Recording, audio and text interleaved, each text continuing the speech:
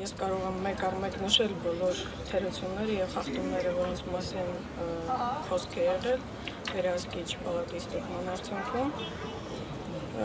մասնավորապես, ասենք, գերազանցել ենք քաղցրահայողներին տրվող պարգևավճարների, ասենք, այդ չափը, ինչը պայմանավորված է երևի նրանով, որ այլ ձև չկար խրախուսելու այն աշխատողներին, որոնք այնուամենայնիվ տարբերվում են մյուս քաղցրահայողներից եւ նաեւ բոլոր պլանավորած, ասենք, նորմալներով սահմանված այդ չափերից, որովհետեւ մշակույթի եւ երիտասարդության հարցերի նախարարությունը այսօր աշխատում է շատ հագեցած ծրագրերով եւ մարդիկ աշխատում են նվիրված, աշխատում են մինչև գիշերվա, ասենք, ժամերը, առանց հանգստյան օրերի, երբեմն նույնիսկ արձակուրդի օրերի հաշվին, եւ պետք էր ինչ-որ ձևով առանձնացնել եւ ընդհանրապես սրանով էր պայմանավորված։ Կար նաեւ խախտում, քանի որ, ասենք, հյուրանոցային ծառայությունների համար կա կառավարության որոշմամբ սահմանված կարգ, բայց այստեղ հակասություն կա շուկայական, գործող շուկայական գների միջև եւ, ասենք, կառավարության սահմանած գների միջև, դրա համար երբեմն նաեւ այդպես է ստացվում, որ հյուրանոցային ծախսը գերազանցում է, ասենք, սահմանված այդ չափը, կառավարության որոշմամբ սահմանված է 20,000 դրամ, ասենք, հյուրանոցային ծառայության համար, գիշերավարձի համար, միշտ չէ, որ հնարավոր է լինում պահել դա եւ մենք ունենում ենք նաեւ դեպքեր, երբ որ մարդկանց պահում ենք 5,000 դրամ գիշերավարձով, 10,000 դրամ գիշերավարձով, բայց դա միշտ չի, որ հնարավոր է պահպանել։ Ես կարծում եմ, որ դրանք այնպիսի խախտումներ են, որոնք գուցե թե ինչ-որ ներելի են, որովհետեւ դա յուրացում չի, դա չարաշահում չի, դա պարզապես գործող, ասենք, շուկայական գների եւ, ասենք, սահմանված չափորոշիչների միջև ինչ-որ հակասություններ են եւ իհարկե միշտ չի, որ հնարավոր է պլանավորել, հատկապես ստեղծագործական աշխատանքում, մշակույթի ոլորտում, միշտ չի, որ ամեն ինչ հնարավոր է հստակ կանոնակարգել, հստակ որոշել եւ այսպիսի բաներ կարող են պատահել կամ, ասենք, մի ասենք, խախտում, այսպես որակեմ, եղել է, որ վերահսկիչ պալատը այդպես գնահատեց, որ կոնկրետ միջոցառումների ծրագրերի ֆինանսավորումը պետք է կատարվի, ասենք, մեկ ծրագրային ուղղությունից, բայց այսինքն այն ինչ որ նախարարությունն է արել, դա չի հակասում օրենսդրությանը, ասենք, եթե մենք միջազգային պրոյեկտ ենք անում Արցախում, դա լրիվությամբ կարելի է դիտարկել եւ Արցախում մշակութային նախագծեր ծրագրի տակ եւ Հայաստանի եւ արտերկրի հետ կապեր այդ ծրագրի տակ, այսինքն նորից խախտում չենք արել, ցանկալի է իհարկե մեկ ծրագրային ուղղությամբ իրականացնել, բայց մի բան, երբ մի միջոցառում, մի ծրագիր, որն իրականացվում է եւ պետական եւ այլ աղբյուրներից, մասնավորապես հովանավորչական գումարներից, հնարավոր չի նախապես իմանալ, թե ինչքան հովանավորչական գումարներ է հաջողվելու ներգրավել այդ ծրագրի իրականացման մեջ, բնականաբար ստիպված է լինում նաև օգտագործել քո մյուս հնարավորությունները, ինչ որ սահմանված է պետբյուջեով եւ չի հակասում օրենսդրությանը։ Այս կարգի խախտումների մասին է խոսքը եղել եւ իհարկե մենք ամեն ինչ անելու ենք, որպեսզի նույնիսկ այդ կարգի խախտումները եւ թերացումները վերացնենք։ Չնայած ես գտնում եմ, որ ավելի շատ սա ձևակերպումների, ուղղակի ձևակերպումներն են փոխվելու, որովհետև նորից եմ կրկնում,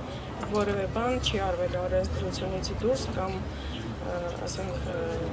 որևէ յուրացման փորձ կամ, չգիտեմ, չարաշահում չի եղել։ Այսինքն փաստաթղթերում հստակ ներկայացված են եղել այն գումարները, բոլորը հստակ ներկայացված է, ուղղակի ասում եմ, սա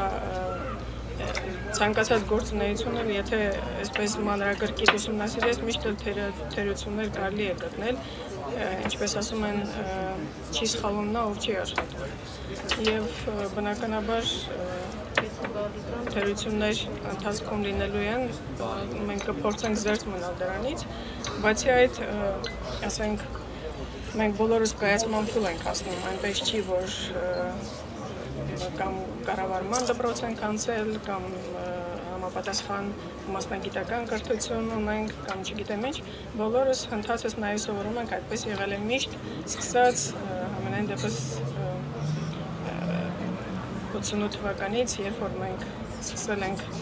նոր պետություն հիմքերը դնել եւ ընդհանրապես պետականության կառավարման հիմքեր դնել։ Համագործակցություն կա, այսինքն մենք ունենք Հայաստանի մշակույթի նախարարության հետ համագործակցության համաձայնագիր եւ նաեւ համատեղ միջոցառումների ծրագիր մշակված 14-15 թվականների համար եւ հենց 2 օր առաջ մշակույթի նախարարության վարչության պետեր եւ ասենք ներկայացուցիչներն էին այստեղ, մենք համատեղ քննարկել ենք մեր առաջիկա ծրագրերը եւ քննարկել ենք նաեւ մեր համագործակցությունն ավելի արդյունավետ եւ ավելի գործնական դարձնելու խնդիրը։ Իհարկե, այնպես չի, որ մեզ բավարարում է այս համագործակցության մակարդակը, միշտ էլ ակնկալիքներն ավելի շատ են, բայց համագործակցություն, այսինքն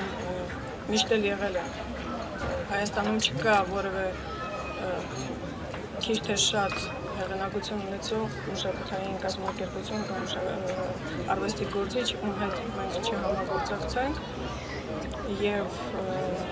նրանցից շատերը նաեւ հենց նախարարության միջոցով են համագործակցությունը, բայց հիմա մենք քննարկել ենք, քանի որ միշտ առաջարկությունները լինում են արդեն բյուջետային հայտը ներկայացնելուց հետո եւ դա մեր առաջարկությունները չեն արտացոլվում բյուջեի նախագծում, միշտ ավելի դժվար է լինում իրագործել։ Այդ իսկ պատճառով այս անգամ մեր նախաձեռնությամբ որոշեցինք նախքան բյուջեի հաստատումը բոլոր այդ համատեղ ծրագրերը քննարկել եւ այնուհետեւ արդեն գործնական բնույթ տալ։ Մշակութային հստակ ծրագրերն կասեք, որոնք կատար են ածվել այս տարի եւ շարունակական փուլում են եւ աշխարհին Արցախը մշակութային առումով ինչպես է հանդես գալիս։ Այսինքն հստակ դիմագիծ ունի Արցախը մշակութային առումով։ Այո, Արցախում մեր մշակութային քաղաքականությունը երկու հիմնական ուղղություն ունի վերջին տարիներին։ Դա առաջինը մշակութային ինքնության վերականգնումը, պահպանումը, վերարտադրությունն է եւ երկրորդը հենց մշակույթի միջոցով Արցախը աշխարհին ներկայացնելը։ Ինչ վերաբերում է մշակութային ինքնությանը, ապա մենք դա փորձում ենք անել հիմնականում ոչ նյութական մշակութային ժառանգության ուղղությամբ, քանի որ Արցախում ասենք հուշարձանների պահպանությունը գտնվում է զբոսաշրջության եւ պատմական միջավայրի վարչության ենթակայության տակ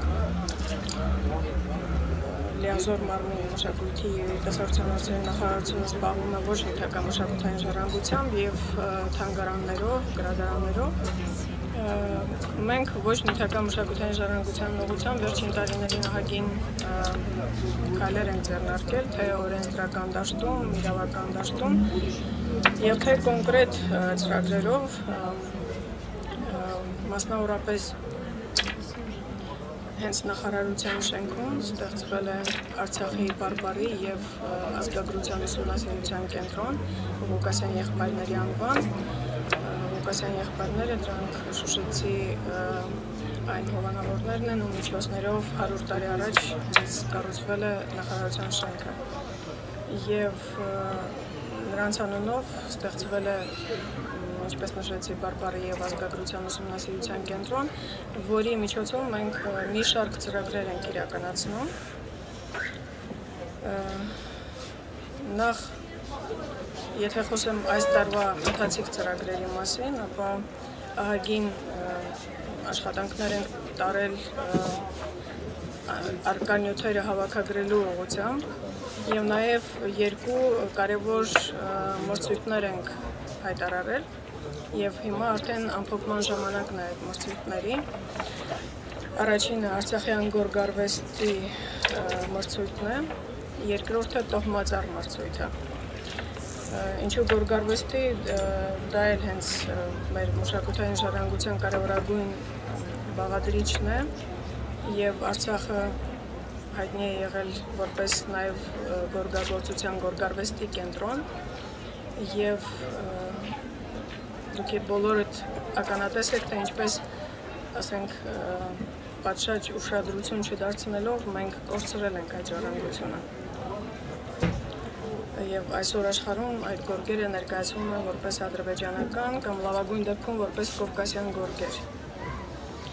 Այսօր այդ ուղղությամբ մենք հստակ քայլեր ենք ձեռնարկում, մասնավորապես Շուշիում բացվել է գորգերի թանգարանը, որը ճիշտ է ներկայացնում է մասնավոր հավաքածու, բայց նաեւ պետական աջակցությամբ է գործում եւ այստեղ շատ լավ հիմքի վրա է դրվել պետություն մասնավոր համագործակցությունը նաեւ Արցախի պատմագրագիտական թանգարանում մենք անընդհատ համալրում ենք մեր գորգերի հավաքածուն եւ պատրաստում ենք նաեւ գիտական ուսումնասիրություններ հրատարակել Արցախյան գորգերի վերաբերյալ եւ դա արվում է գորգագործության վերականգնմանը զուգահեռ, այսինքն մենք այստեղ գործում ենք տարբեր ուղղություններով համատեղ քայլեր են արվում, մի կողմից կառավարությունը միջոցներ է ձեռնարկել, որպեսզի գորգագործությունը որպես արտադրություն վերականգնի, իսկ մյուս կողմից մշակույթի նախարարությունն է փորձում վերականգնել հենց գորգագործության ավանդույթները, որովհետև Արցախյան գորգերը հենց դրանով էին առանձնանում մյուս բոլոր գորգերից։